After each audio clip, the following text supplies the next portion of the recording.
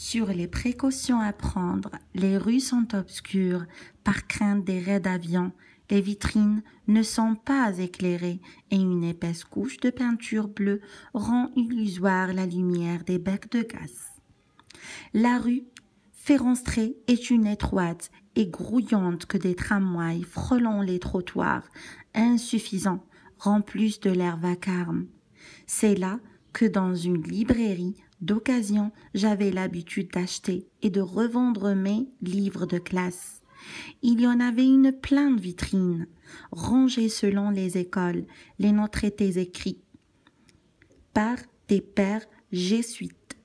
Et dans la vitrine voisine s'étalaient des couvertures plus bariolées, devant lesquelles nous n'osions pas nous arrêter, par crainte du sourire d'un passant.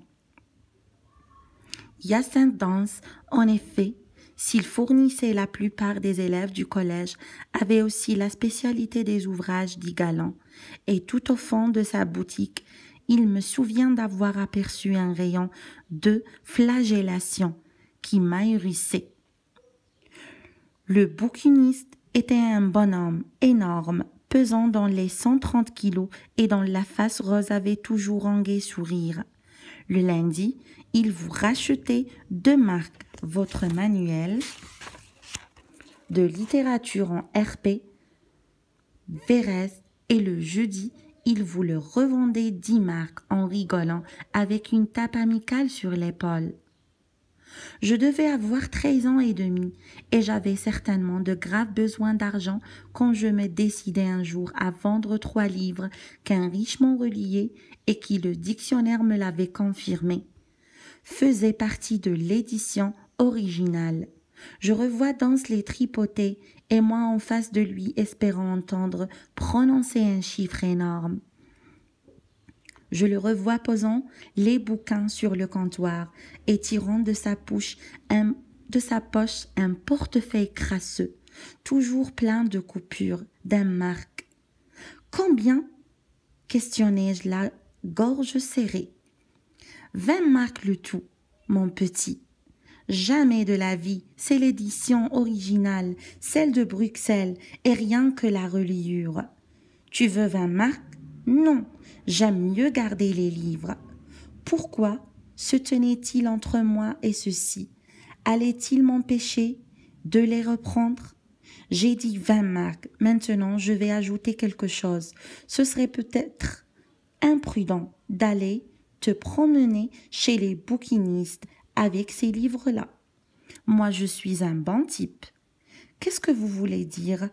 Que tes Victor Hugo vient de la bibliothèque de l'université? Je ne te demande rien. Cela ne me regarde pas. J'étais devenue écarlate et je ne sais pas comment les 20 coupures d'un marque sont passées de la main de Dance dans la mienne. Il m'a reconduit jusqu'à la porte et quand je me suis retournée, je l'ai vu sur son seuil, les mains dans les poches, la bedaine en avant, la trogne satisfaite. J'ignore si l'occupation et la guerre y sont pour quelque chose, ou si les premières initiations amoureuses ont toujours ce côté trouble et furtif. Mes souvenirs, je ne sais pourquoi, ce sont que des souvenirs d'hiver, de pluie ou de crachin, de brouillard, et je revois cette longue rue avec ses réverbères passés au bleu, où dès 7 heures du soir, nous déambulions des heures durant dans une obscurité quasi totale, au point qu'on n'avait pas l'habitude de se munir d'une lampe de poche. À Liège, cette promenade s'appelle le carré, sans raison, puisqu'on va sans fin d'un bout de la rue à l'autre, rencontrant 20 fois les mêmes gens en une soirée.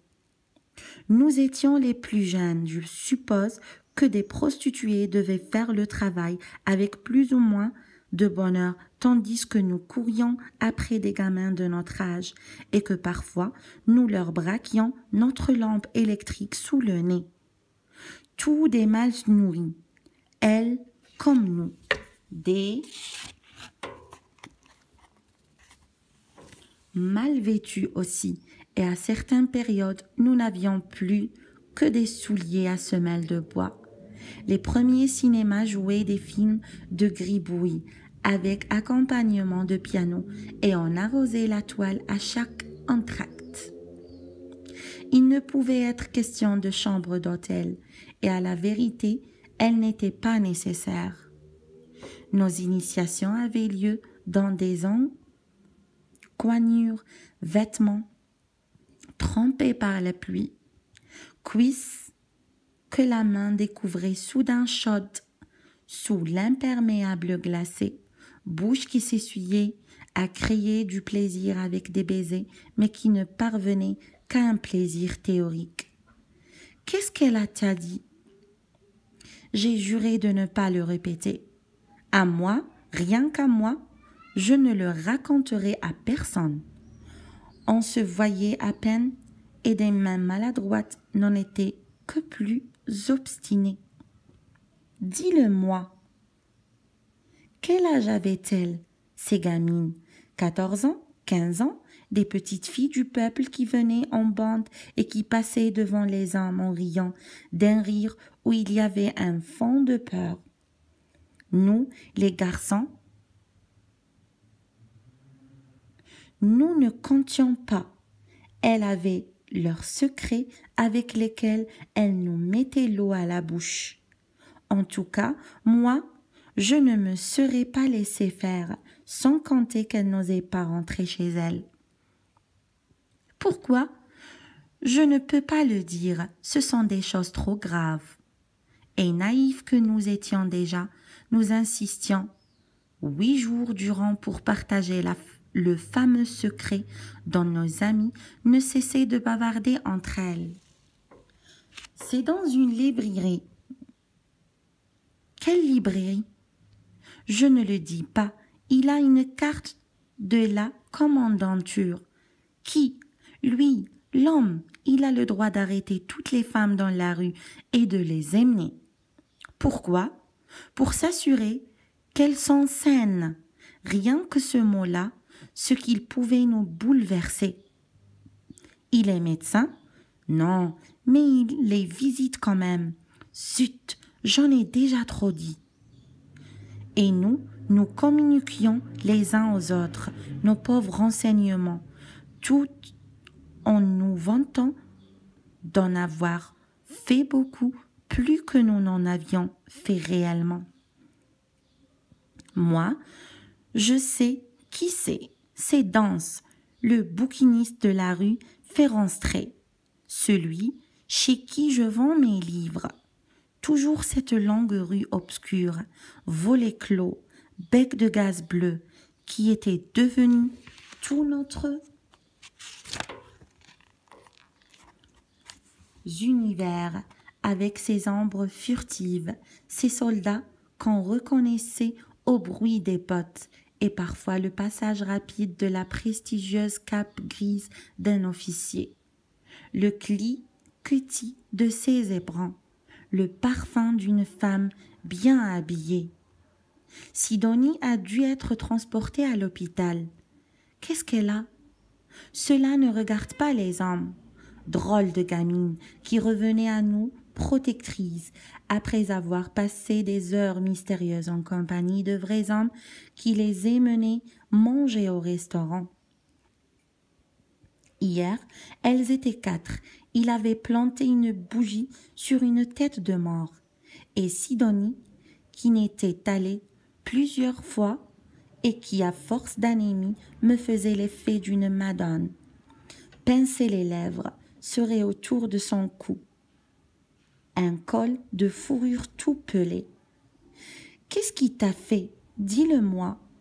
L'homme, c'était bien Hyacinthe, celui-là qui nous rachetait et nous revendait nos livres avec un air si jovial. L'un de nous l'avait vu effectivement entrer à la comme en denture, et c'était vrai qu'il avait une carte avec des cachets d'Allemands. C'était vrai que le soir, il arrêtait des petites filles dans la rue et qu'il les emmenait dans sa boutique au volet clos. C'était vrai aussi que Sidonie avait dû être transportée à l'hôpital. C'était vrai que nous finissons par savoir, bris par bris. Mais ce qu'elle refusait de nous dire, c'est ce qu'ils faisaient exactement de leur petit corps inachevé.